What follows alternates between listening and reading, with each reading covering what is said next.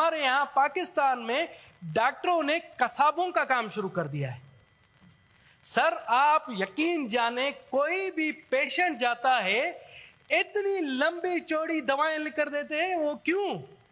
Doctors کا باقاعدہ ان کے لیے کوئی سزا میں سر ابھی ہوتی ہے تو آپ اس میں کمپلیٹ کروں گا, تجویز بھی دوں گا. پہلے میں بتاؤں تو صحیح سر کیا ظلم کیا ہو رہا ہے. پلیز یہ میں سر کیوں بتا رہا ہوں, یہ میں آپ کو اسلام کی بات بتا رہا ہوں. اسلام میں کہا گیا ہے اگر کوئی خراب ہو رہی ہے تو اس کے خلاف جہاد کرو. جہاد نہیں کر سکتے ہو تو اس کی ملامت کرو. اگر ملامت نہیں کر سکتے ہو تو دل میں اس کو برا بلا کہو.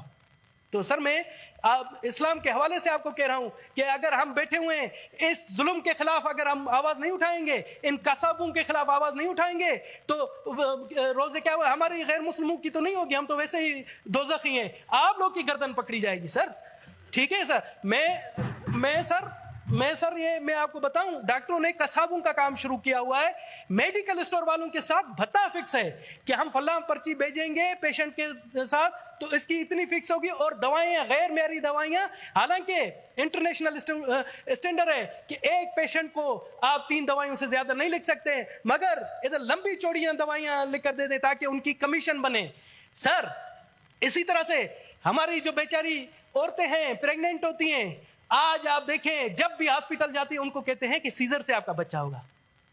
یہ پہلے زمانے میں سیزر کہاں تھا؟ صرف اور صرف اسی وجہ سے کہ ان سے پیسے کمائے جا سکے. سر یہ ظلم ہے, یہ ایک ظلم کی انتہا ہے. سر اسی طرح سے آپ لیبارٹریوں میں جائیں, آپ کو سی ٹی اسکین لکھ کر دیں گے. سی ٹی اسکین 400-300 روپے کا بھی خرچہ نہیں ہے, مگر وہ آپ سے 2000-3000 لیتے ہیں. میرے بھی ہیں جو رشتہ دار, مجھے پتا ہے, وہ آدھی قیمت اس ڈاکٹر کو دیتے ہیں جس نے سی ٹی اسکین لکھا ہو یا جس نے الٹرا ساؤنڈ لکھا ہو. مگر یہاں پر کسی قسم کا کوئی قانون نہیں ہے کہ ان جیسے درندوں کو پکڑے. اور سر آپ کو ایک اہم میں انکشاف کر رہا ہوں, یہ بیٹھے منسٹر صاحب, میں آپ کو آن دا فلور اور اپنے بھگوت گیتا پر قسم کھا کر کہتا ہوں کہ کتنے ڈاکٹرز ہیں جن کو یہ دوائی ادویات کمپنی والے غیر ملکی ٹور دیتے ہیں کہ آپ مریضوں کو قصاب کی طرح کاٹے, ہم آپ کو گھومنے کے لیے ٹور دیں گے.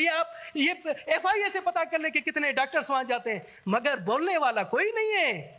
ہم بیٹھے اس ایئر کنڈیشن ماحول میں, پتہ نہیں کیا کیا کہ ہم پر نہیں بھی. یہ آپ جا کر غریبوں سے پوچھیں جو مزدوری کر کے آتے ہیں, مگر ان کے ساتھ سر اس طرح سے ظلم ہو رہا ہے.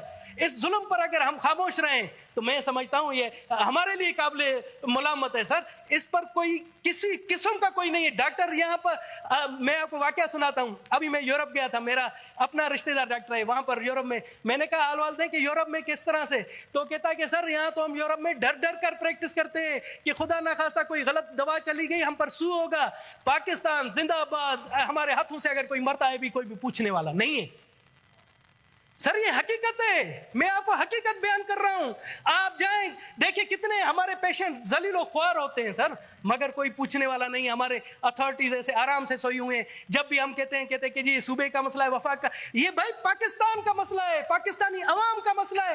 اور ایک میں آپ کو بتاؤں, یہاں پر اینٹی بایوٹک دوائیوں پر اتنا عادی کیا ہوا ہے کہ بچہ بھی اگر نزلہ زکام ہوتا ہے اسے اینٹی بایوٹک دی جاتی ہے. آپ جائیں یورپ میں آپ کو اینٹی بایوٹک کبھی بھی نہیں ملے گی. سر ہماری آنے والی نسلوں کو برباد کر رہے ہیں. ہماری جو خواتین ہیں بیچاری پیٹ چیر کر ان کے اس طرح سے کریں. میں کہتا ہوں کہ اس پر آپ ایکشن لیں, اور یہ میری جو ہے اسٹینڈنگ کمیٹی میں بھیجیں تاکہ ہم وہاں بیٹھ کر ان جو جرائم پیشہ قصاب ہیں ان کے خلاف کوئی کارروائی کر سکیں. شکریہ جی. یہ میرا فرائض میں اور قانون میں شامل ہے. جس چیز کا ہم نے حلف لیے اوتھ لیے, ہم اس ایوان کو انشاءاللہ رو اپلا کے چلائیں گے انشاءاللہ.